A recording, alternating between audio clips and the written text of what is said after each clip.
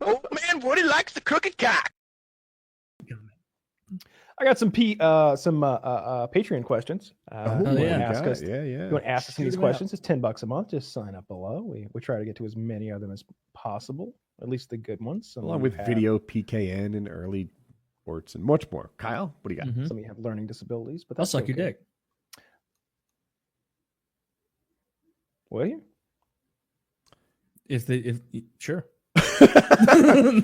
This one's for Kyle. As a complete stoner myself, I'm curious. What your preferred way to burn was? I like the lingo.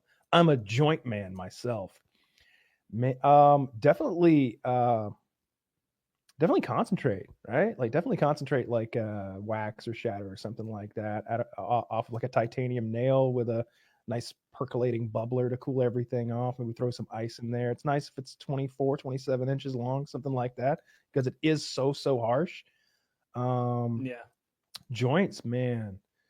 If you're smoking a lot of joints a day, you're gonna be coughing so much. That's so much like actual like paper being burnt and plant matter being burnt, like going into your lungs. That wouldn't be for me. Like I don't even like joints, period, because they can be a little harsh.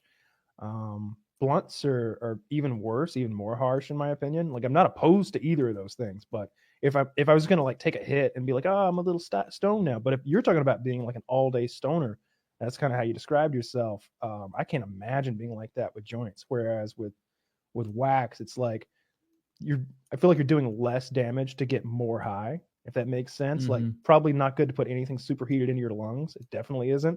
So like the safest way would obviously be to like have one of those e-vapes or something like that where it's cool going into your system, or do edibles. But I like to smoke, and I really like concentrate, because you're getting so much bang for your buck, so much bang for like the discomfort, because it's pretty uncomfortable like taking a hit of that stuff if you're not really used to it. You're gonna cough a lot. Your eyes are gonna be pouring tears. Is the way to go. I think you're all being kind of lightweights. That's why I inject my marijuana plants. And just fucking throw them in the blender, put in the magic bullet, in the blender, add some water, put them in a syringe, and it looks like hardcore. Pesto. Yeah, some pesto. Yeah. You got that turkey baster syringe, just filling it up with pesto. If you're not doing the risky thing about what Kyle's like, injectable devil's lettuce, then not necessarily risky, but like if you like, I have friends who smoke nothing but those like hyper concentrated pens. Yeah, where you put wax in there and then it like melts it down and you take a puff. And they are like if they're at a party or something and someone's like, dude, I got a joint, or, oh, I'm going to pack a bowl with flour. They'll literally be like, yeah, no, I'm not going to waste your weed, because my tolerance is so high that I would need to smoke all of that and probably 2 more to get where I need to go. And so that seems like for that reason, it seems like the optimal thing to do is just smoke flour out of glass. Like I keep disagree. your tolerance with it. I don't know. You know more than I do. Well, it depends on what you're going to smoke, right? Like it depends on the level, how much you're going to smoke, because you do build a tolerance. It's most economical to be taking tolerance breaks for one thing. At least, maybe for 2 weeks, take at least 3 or 4 days off or something like that to kind of keep your tolerance in check. Maybe every month, take a week or 2 off, and you'd really be saving some money. But I don't know. You nailed it, what you said with like. But the same's true with the flour. Like if you just keep smoking more and more and more flour, you can get to the point where you need to smoke the entire bowl, and then 2 bowls back to back, and then 3 bowls back to back. And it's like, well, shit, 3 bowls back to back doesn't do it. I'm just coughing my lungs up, but I'm not even that stoned really. I don't know. With the concentrate, you're smoking like 90-something% pure THC, and you can decide how much you want. Get your dabber and just put a you can put a fucking gram on that motherfucker and just keep going and going and going, and that's gonna get anybody high. The look of a dab rig, especially with that torch on it, very intimidating. It's a little intimidating to someone who's like, I kind of like just regular pot. You were like regular kind, not the really scary kind with the torch. I pulled out the apparatus, and Taylor's like, well, could you help me do this? I'm like, yeah, I'll do the hard part. Kyle literally did. We were on that trip, and he pulled out this fucking, Rube Goldberg machine to hook up, and I had to like have him help me out with it in Colorado, where I was just like, I don't know what to do, but I know I'm gonna get. And it was one of those I still remember. I remember because you were telling me like, now don't hit this like you would a bong, and you started putting it in there, and I started hitting it like I would a bong, and you're like, okay, maybe a little too much, then I hit that, and that was the hit that we went back, we sat at that folding table, and we got our magic cards out, and that was when fucking maybe Chiz asked me what trample meant, and I had that like slow down brain thing where I'm like, it means that the damage runs over whatever the toughness of the creature attacked is. And in my head, it was like that slow.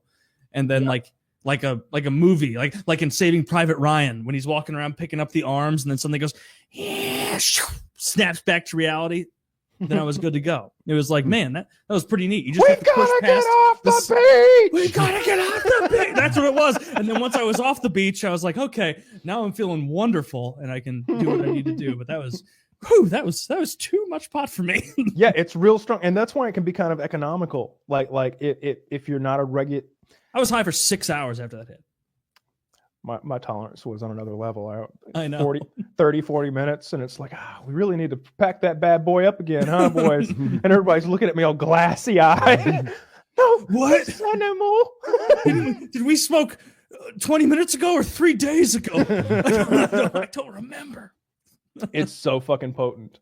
You gotta be careful with it. It could be dangerous, I guess. I mean, you're not gonna like OD or anything, but you'll could have a think you're bad gonna time. die.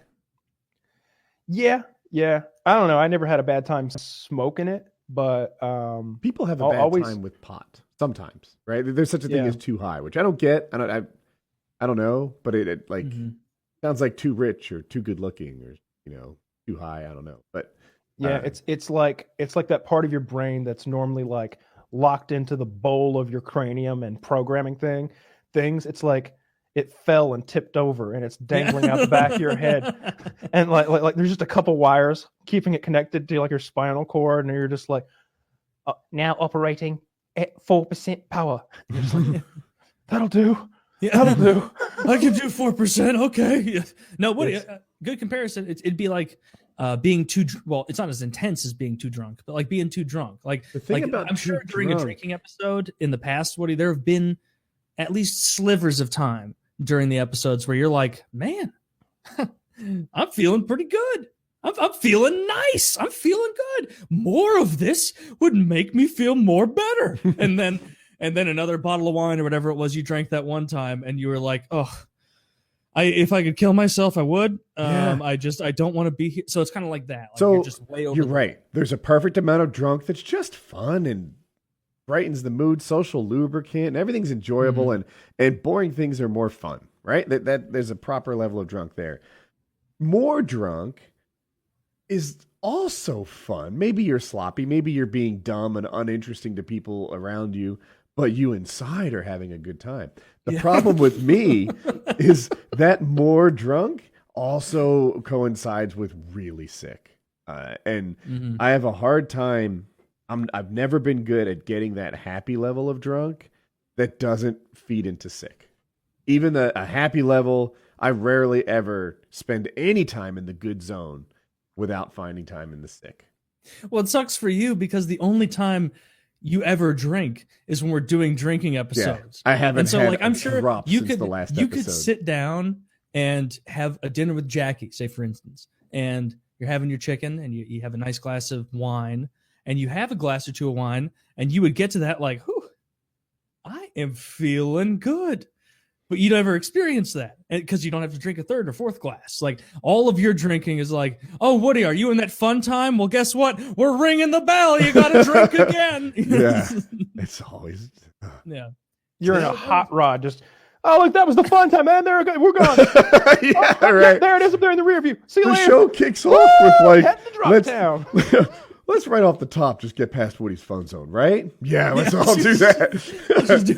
That would be a fun little experiment for you. Like you and Jackie buy a bottle of wine, which never happens in your home.